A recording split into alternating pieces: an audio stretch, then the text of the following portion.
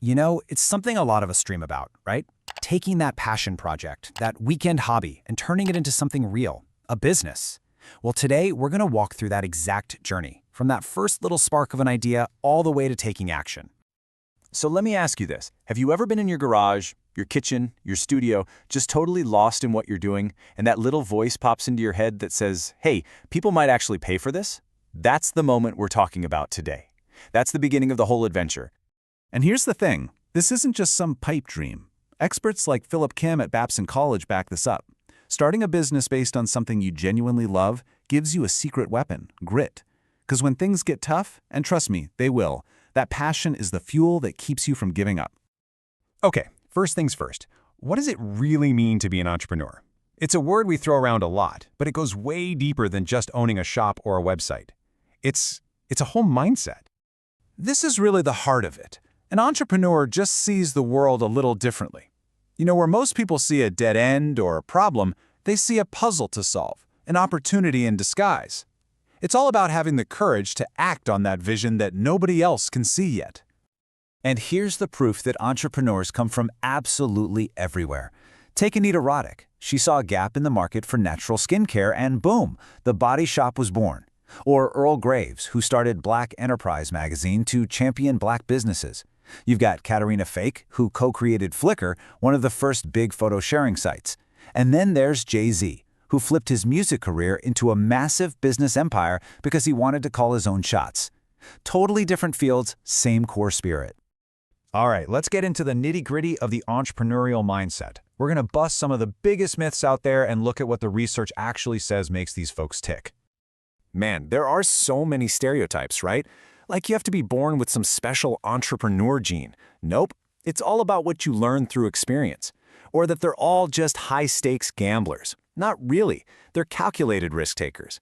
And the idea that you have to be a 20-something whiz kid with a pile of cash? Totally false. Age and experience can actually be your biggest assets. So if it's not about being born a certain way, what is it about? Well, it starts with this deep-down belief that you are in the driver's seat of your own life. It's about having the energy to keep pushing, the confidence to trust your gut, and maybe most importantly, being okay with not having all the answers. You have to be flexible enough to say, okay, that didn't work, let's try something else. All right, so you've got the idea, you've got the right mindset, awesome. But you can't just wander into the business wilderness without a map. And that map, that's your business plan. Now, I'm going to hit you with a pretty big number here, but stick with me.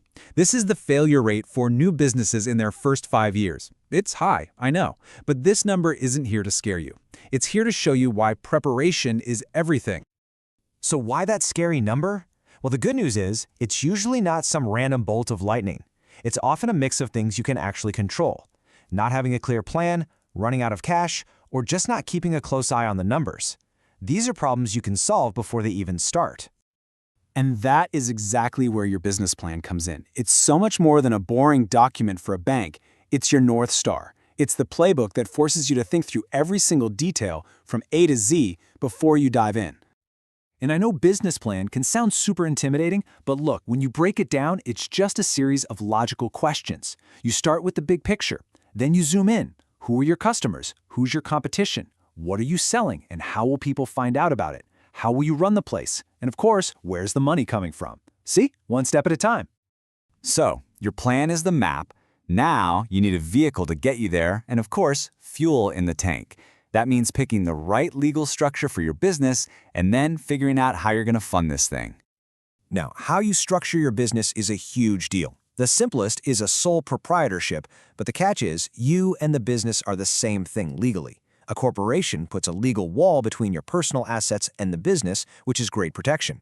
And then an LLC is kind of a popular hybrid. It gives you that protection, but with a little less complexity. All right, let's talk money. Broadly speaking, you've got two main roads you can go down. There's debt financing, that's a loan. You get the cash, but you owe it back with interest. The upside? You still own 100% of your company. Then there's equity financing. That's when you trade a piece of your company for cash.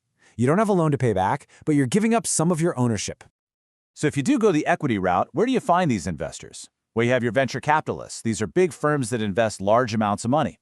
Then you have angel investors, who are basically wealthy individuals looking to invest their own personal cash. And of course, there's crowdfunding, where you raise smaller amounts of money from a whole lot of people online who believe in your idea.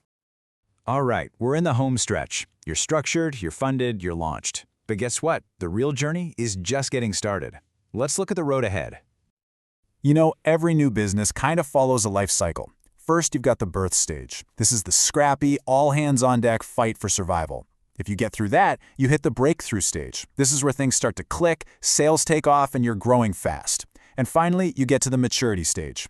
You're stable, you're established, and the new game is about staying fresh and competitive.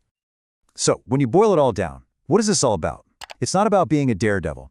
It's about being a smart navigator. It's a journey of passion for sure, but it's guided by a clear plan and smart choices. It's all about taking those well-thought-out, calculated risks on an idea that you believe in, deep in your bones. So there you have it. We've walked through the whole thing. The mindset, the map, the tools, the road ahead. We've given you the toolkit.